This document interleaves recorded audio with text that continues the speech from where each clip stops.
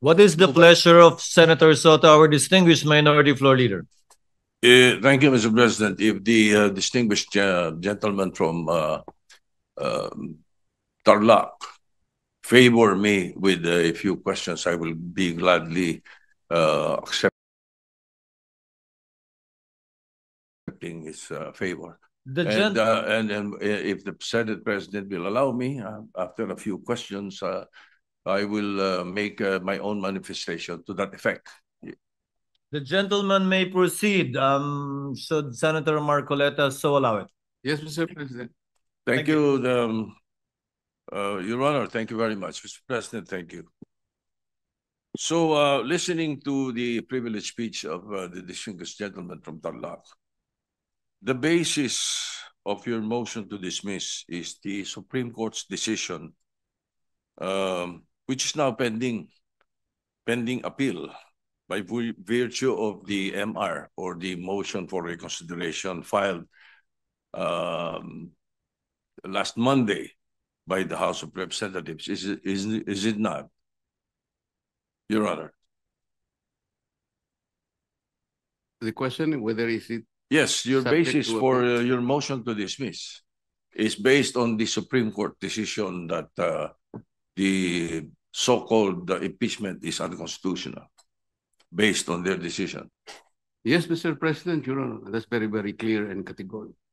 Correct. The Supreme Court decision, Mr. President, although immediately executory, is not yet final, thus appealable.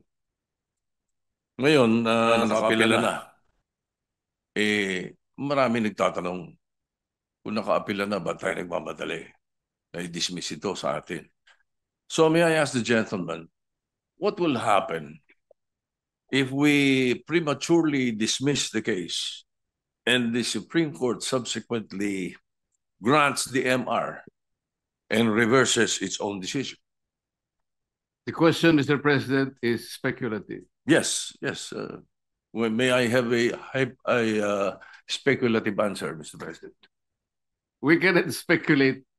We can only guess, second guess, because on the basis of our experience as a practicing lawyer, Mr. President, ito pong ganitong klaseng desisyon, talaga pong wala na pong kaduda-duda na kahit po mag-file pa tayo ng motion for reconsideration.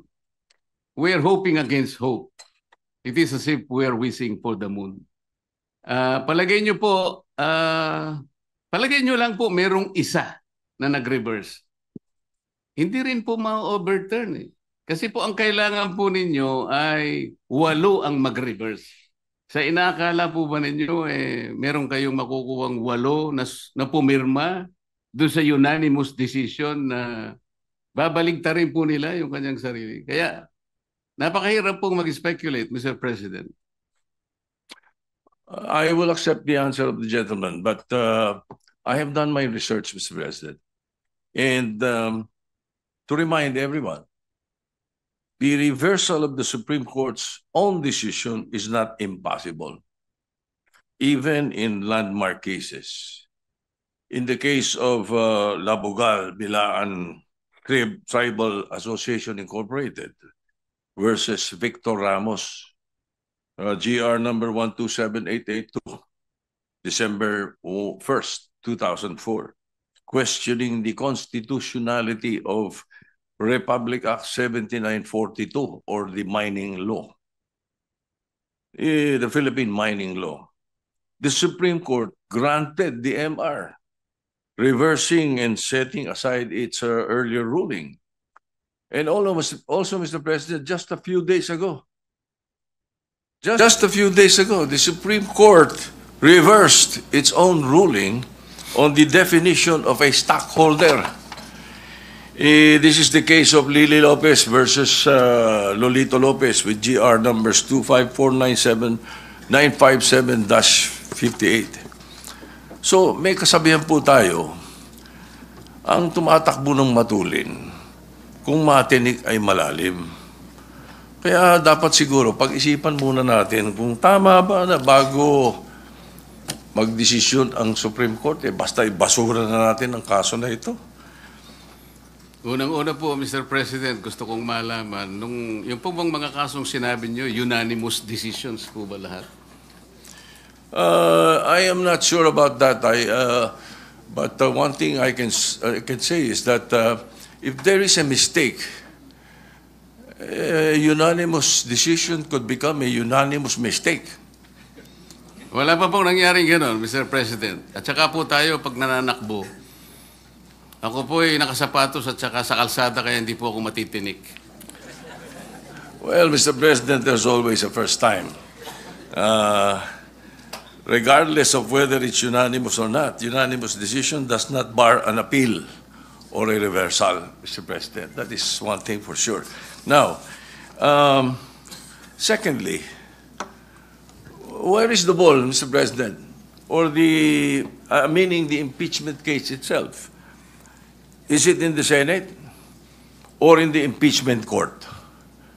Didn't the impeachment court throw it back, remanded, returned to the House of Representatives? So what are we dismissing in the Senate kung wala sa atin ng kaso? Can we continue hearing the case and dismissing it without the impeachment case in our hands? Can we throw the ball out when the ball is not in our possession? Siguro naman dapat magkaroon tayo ng tinatawag nating sense of proper sequencing of moves. Nasaan po ba yung impeachment case?